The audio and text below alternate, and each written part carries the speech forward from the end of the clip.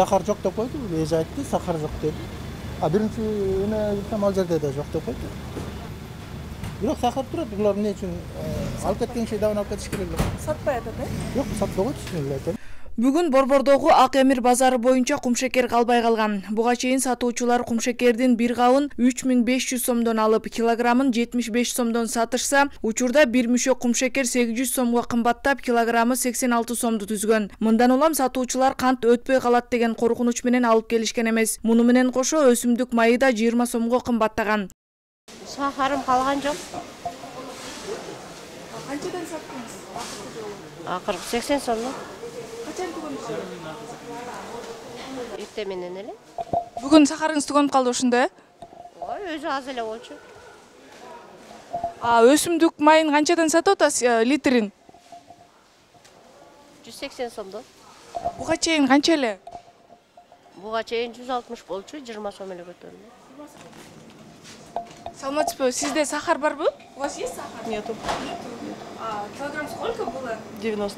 Ушундай эле көрүнүш башка базар, кичи дүкөндөрдө да орун алып, сатууга кумшекер калбай калган. Дордой Моторс базарында сатуучу болуп иштеген Максатбек Буубек уулу сатыктагы акыркы 3 тонна сахарын элге жетсин деп, килограммын 82 сомдон эсептеп, 5 килограммдап сатканын айтат.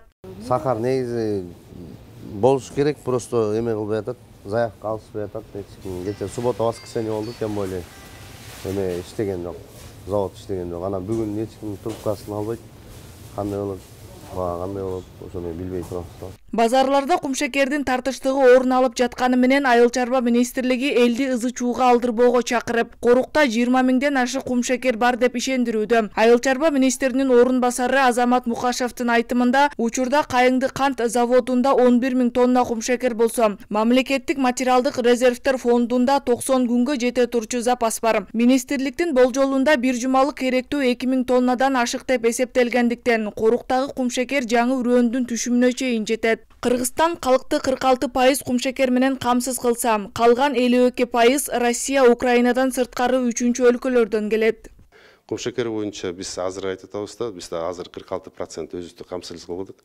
Калган болсо ушу за счет квоты, былтыр болсо квотабыз 40 миң тонна бөлүнгөн бизге. Ушунун негизинде жана ушу биздин компаниялар, импорттоо компания аркылуу тоже кирген. Бул биринчиси эстети квота боюнча айтсак, бул 3-чү өлкөлөрдөн келген.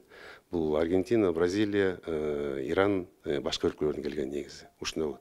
Ал эми монополияга каршы жөнгө салуу кызматынын анализи боюнча кумшекердин баасы 20%дан жогорулай элек. Эгер ал аныкталса, мамлекеттик жөнгө салуу киргизилет дейт монополияга каршы жөнгө салуу кызматынын төрагасынын орун басары Жээналы Орозбаев. Айтымында Кайыңды кант кошой заводдору келишим боюнча супермаркеттерге айына 4 тоннадан кумшекерди килограммын 67 сомдон жеткирет. Учурда буга чектөө коюлуп, кардарга сунушталган баа 73 сомду түзүүдө. Бул баада ар бир сатып алуучу бир суткада 1 килограмм гана сатып ала алат. Мына ушу май чыгарганга, шекерди иштеткенге алып келине турган сырьёолордун бардыгына министрлер кабинети тарабынан кошумча нарк салыгы 0 келтирилди. Ошондуктан азырынча эч кандай негиз жок мунун баасынын көтөрүлгөнүнө. Материалдык резервтер фондунан шекер жана өсүмдүк майы менен эгерде мындай базардагылар спекулятивдик деңгээлде көтөрө турган болсо, интервенция кылганга даяр. Өсүмдүк майынын жана ундун жетиштүү коругу болгондуктан баасынын жогорулаганга себеп жок дейт. Кыргызстан Евразиялык экономикалык биримдикке киргендиктен монополияга каршы жөнгө салуу кызматы азык-түлүктүн баасы бир айдын ичинде 20%дан ашканда гана көзөмөлдөй алат. Буга карабастан антимонополия экономика жана коммерция министрлигине кантка, өсүмдүк майына, күйүүчү жана майлоочу майга жана унга мамлекеттик жөнгө салуу сунушун даярдап жатыптыр. Эгерде бул сунуш ишке ашса, антимонополия бааларды тыкыр көзөмөлгө ала алат экен. Акыл Аймаратова, Данияр Чарбеков, Нурньюс, Бишкек.